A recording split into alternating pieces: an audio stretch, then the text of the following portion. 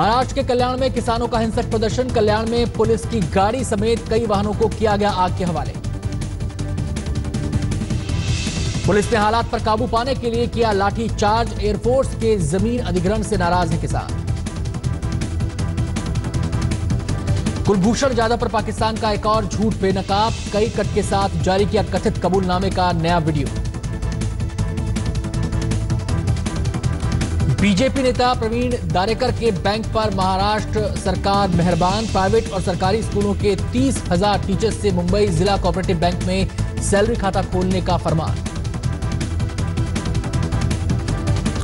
शिवसेना ने इस फरमान पर जताई आपत्ति। कहा 123 करोड़ के घोटाले में बैंक का नाम आने के बाद भी सैलरी के लिए क्यों चुना।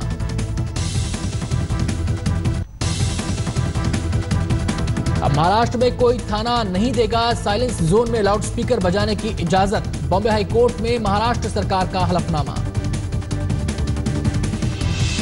सरकार ने नोटिस जारी कर अपने कर्मचारियों से किसानों की मदद के लिए 1 दिन की सैलरी देने की अपील की। किसानों के बच्चों की पढ़ाई में इस्तेमाल होगा यह पैसा।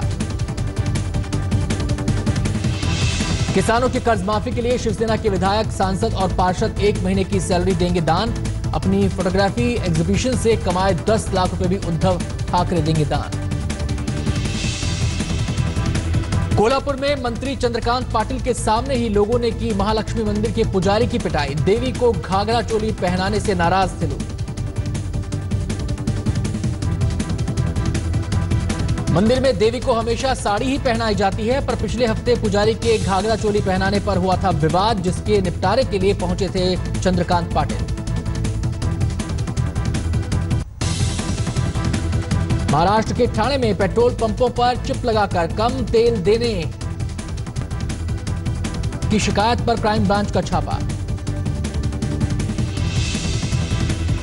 महाराष्ट्र के पुणे, नासिक जिलों समेत 13 पेट्रोल पंपों पर पेट्रोल कम देने की शिकायत, 7 लोग गिरफ्तार।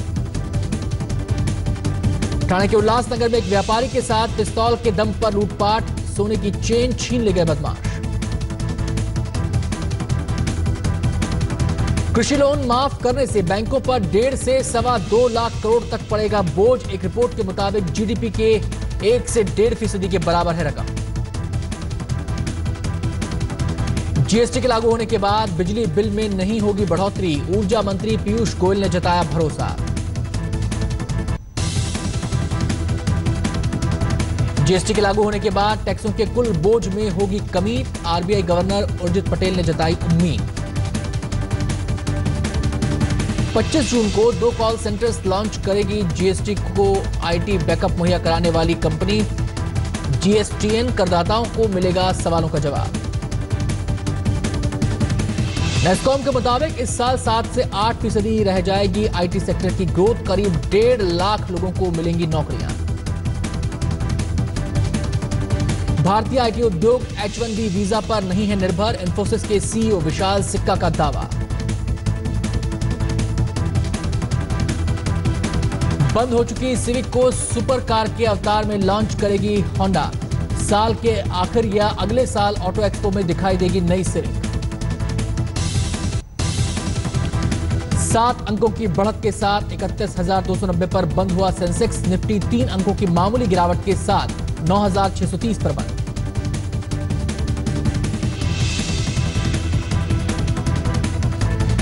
तमिल सुपरस्टार ने राजनीति में जाने से नहीं किया इनकार। बोले अक्टूबर में फैंस से मिलने के बाद लूंगा फैसला।